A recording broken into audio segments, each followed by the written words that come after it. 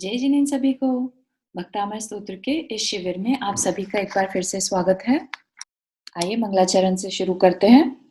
नमो अरिहंताणम, नमो सिद्धाणम, नमो आयर्याणम, नमो उवज्जायाणम, नमो लोए सव्वसाहुणम। गुरु पंच परमेष्ठी भगवान की जय। चलिए देखते हैं, आज हम सीखेंगे काव्य 43 एंड 44। आइए काव्य नंबर 43 का संस्कृत उच्चारण देखते हैं। पहली लाइन, कुंताग्र भिन्न गज शोणित वारिवाह। फिर से देखें, कुंताग्र भिन्न गज शोणित वारिवाह। साथ में बोलें, कुंताग्र भिन्न गज शोणित वारिवाह। Second line, वेगावतार तरणातुर Yodha भीमे। फिर से देखें, वेगावतार तरणातुर योध भीमे। साथ में बोलें, वेगावतार तरणातुर योध भीमे। थर्ड लाइन, युद्धे जयम विजित दुर्जय जेय पक्षास। फिर से देखें, युद्धे जयम विजित दुर्जय जेय पक्षास। साथ में बोलें, युद्धे जयम विजित दुर्जय जेय पक्षास। फोर्थ लाइन, त्वत्पाद पंकज वना श्रैणो लभन्ते। फिर से देखें, त्वत्पाद पंकज वना श्रैणो लभन्ते। साथ में बोलें, त्वत्पाद पंकज वना श्रैणो लभन्ते। चारों लाइन एक साथ, कुंताग्र भिन्न गज शोणित वारिवाह, वेगावतार तरणातुर योध भीमे। युद्धे जयम विजित दुर्जय जेय पक्षास, त्वत्पाद पंकज वना श्रैणो लभन्ते। तो ये हमारा संस्कृत उच्चारण हुआ। English pronunciation. आइए मीनिंग जानते हैं पहली दो लाइन के। कुंताग्र, कुंताग्र जो होता है कुंत अग्र, है ना। कुंत होते हैं भाले, भालों के अग्र भाग। भिन्न गज, भिन्न मतलब विदारित, छिन्न भिन्न कर दिए गए हों। हाथियों के गज, हाथी। शोणित वारी, शोणित होता है ब्लड, हमारे पिछले काव्य में भी आया था शोणित ब्लड, खून। और वारी रूपी, खून रूपी जल। वाह प्रवाह, वेगावतार तेजी से उसमें उतरना। तरणातुर योध भीमे, तरणातुर योध भीमे मतलब तैर कर बाहर निकलने में व्यग्र या आकुलता दिखाने वाले योद्धाओं के द्वारा भयंकर। ठीक है, तो कैसा है ये? युद्ध की बात कर रहे हैं कि इस तरह का युद्ध अगर सामने से हो जाए तो क्या कह रहे हैं यहाँ पर। दोनों लाइनों को एक साथ देखते हैं कि भालों की नोक से, आगे के अग्रभाग से भिन्न कर दिए जो हाथी, उनके रक्त रूपी जल के प्रवाह में गिरकर और उसमें तैरकर बाहर आने के लिए आतुर योद्धाओं से भयानक। नेक्स्ट दो लाइन में देखते हैं क्या है। युद्धे, युद्ध में। जयम, जीतना। विजित, पराजित करके। विजित मतलब दूसरों को पराजित करके। दुर्जय जेय पक्षास मतलब दुर्जय, जिसमें जय जो है वो आसान नहीं थी, फिर भी जय कर लेना। और पक्षास, शत्रुओं के पक्ष को, दूसरे पक्ष को। त्वत्पाद, आपके चरण स्वरूप। पंकज वना, पंकज होता है कमल, वना मतलब वन, पंकज वन मतलब कमलों के वन। शरणो लभन्ते, उनके जो शरण लेता है वे शरण पाते हैं, वो जीत को हासिल करते हैं। ठीक है, तो यहाँ पर दो लाइनों को एक साथ देखें तो, हे भगवान, आपके चरण कमल रूपी वन का सहारा लेने वाले पुरुष युद्ध में मुश्किल से जीते जाने वाले शत्रु पक्ष को भी जीत लेते हैं। ठीक है, तो चारों लाइनों को एक साथ देखें आप।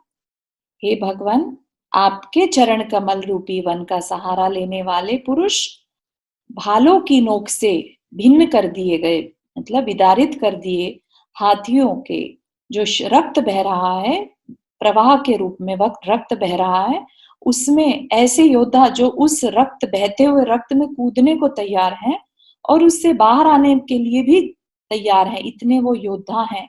ऐसे योद्धा सामने से आ जाएं तो इस तरह का मुश्किल से जीतने योग्य जो शत्रु पक्ष है उसको भी जीत लेते हैं। भावार्थ में देखते हैं कि आचार्य मानतुंग स्वामी क्या कहना चाह रहे हैं। युद्ध की बात तो उन्होंने ऑलरेडी कर दी थी कि युद्ध हो रहा है जिसमें घोड़े और हाथी जैसे उछलते हुए, है ना, और भयंकर शब्द कर रहे हैं। फिर ये दोबारा यहाँ पर युद्ध की बात क्यों करी? अब यहाँ पर इसलिए करी कि पहले तो था कि वह सेना सामने से आ रही है, लेकिन अभी क्या है, उसमें हम कूदे हुए हैं, इन्वॉल्व हो रखे हैं। भयंकर युद्ध छिड़ा हुआ हो, योद्धाओं के नुकीले भालाओं से जो छिन्न कर दिए, अब उनके ब्लड बह रहा है, नदियां, खून की नदियां बह रही हैं और योद्धा उसमें कूदने को तैयार है, मतलब उसकी परवाह नहीं कर रहे और उसमें कूद कर वहां से और ज्यादा आक्रमण कर रहे हैं। तो जो आपका भक्त है वो आपके अगर चरण रूपी कमल का सहारा ले ले तो वह आसानी से ऐसे योद्धाओं को जीत लेता है। अर्थात यहाँ पर युद्ध जो है एक तरह का प्रतीकात्मक भी कह सकते हैं। वैसे तो युद्ध में डेफिनेटली कोई अगर तकलीफ में है और ऐसी स्थिति आ गई है कि अब कहीं से भी रास्ता नहीं मिल रहा है तो फिर भगवान की भक्ति ही एकमात्र सहारा है। तो ठीक है, और ऐसा भी हो सकता है लाइफ में कि ऐसा भयंकर संकट आ जाए जिसमें से कि निकलने का कोई सहारा नहीं नजर आ रहा, शत्रु बिल्कुल कूद ही पड़े हैं आपके ऊपर, तो उस समय भी, ऐसे संकट के काल में भी आपके भक्तों की विजय निश्चित है। ठीक है, भक्त कैसे बनना है ये आपको सोचना है, क्यों हमने बहुत सारे तरीके यहाँ पर भक्ति करने के सीखे हैं पूरे भक्तामृत जी स्तोत्र में। देखते हैं इसके लाभ। युद्ध में रक्षक और विजयदायक, है ना, तो वह कैसा भी युद्ध हो सकता है, एक एक्चुअल युद्ध हो सकता है या आंतरिक युद्ध, या घर में ही अगर कलह हो रही हो तो वैसा युद्ध। दीप प्रज्वलन मंत्र देखते हैं। ओम रीम अरहम क्षीर श्रावी रस रिद्धे क्षीर श्रावी रस रिद्धि प्राप्तेभ्यो नमो दीप प्रज्वलनम करोमि। रिद्धि मंत्र है ओम रीम अरहम नमो महुस्सवीणम। ओम रीम अरहम नमो महुस्सवीणम। ठीक है, तो यहाँ पर हमारा काव्य नंबर 43 कंप्लीट हुआ। 44 में क्या कह रहे हैं कि समुद्र में अगर कभी समुद्री तूफान में जो भय होता है उससे बचने के लिए भी ये काव्य बताया है। तो आइए उसके संस्कृत उच्चारण देखते हैं। पहली लाइन, अम्भौ निधौ क्षुभित भीषण नक्र चक्र। फिर से देखें, अम्भौ निधौ क्षुभित भीषण नक्र चक्र। साथ में बोले, अम्भौ निधौ क्षुभित भीषण नक्र चक्र। सेकेंड लाइन, पाठीन पीठ भय दोलवण वाडवाग्नौ। पाठीन पीठ भय दोलवण वाडवाग्नौ। साथ में बोले, पाठीन पीठ भय दोलवण वाडवाग्नौ। थर्ड लाइन, रंग तरंग शिखरस स्थित यान पात्रास। फिर से देखें, रंग तरंग शिखर स्थित यान पात्रास। साथ में बोले, रंग तरंग शिखर स्थित यान पात्रास। फोर्थ लाइन, त्रासम विहाय भवतः स्मरणाद व्रजंती। फिर से देखें, त्रासम विहाय भवतः स्मरणाद व्रजंती। साथ में बोले, त्रासम विहाय भवतः स्मरणाद् व्रजन्ति। चारों लाइन का एक साथ उच्चारण करते हैं। आप सभी बोलिए। अम्भौ निधौ क्षुभित भीषण नक्र चक्र पाठीन पीठ भयदोल्बण वाडवाग्नौ रंगतरंग शिखर स्थित यान पात्रास त्रासं विहाय भवतः स्मरणाद् व्रजन्ति। ठीक है, तो यहाँ हमारा संस्कृत उच्चारण हुआ, इंग्लिश प्रोनाउंसिएशन। आइए 2 लाइन के मीनिंग जानते हैं। अम्भो निधौ क्या है? निधो समुद्र में, क्षुभित भीषण, क्षुभित भीषण शोभ को प्राप्त हुए, भीषण शोभ मतलब बहुत तूफान, उफान जो आ रहा है ऐसा। नक्र चक्र ये पहले भी आया था 4th काव्य में। नक्र, नक्र है मगरमच्छ और चक्र है समूह, मगरमच्छों का समूह। पाठीन पीठ, पाठीन जो है, पाठीन नामक के जो मछलियां होती हैं, बड़ी बड़ी होती हैं भयंकर, उनके पीठ निवास स्थान जो है वो क्या कर रहे हैं?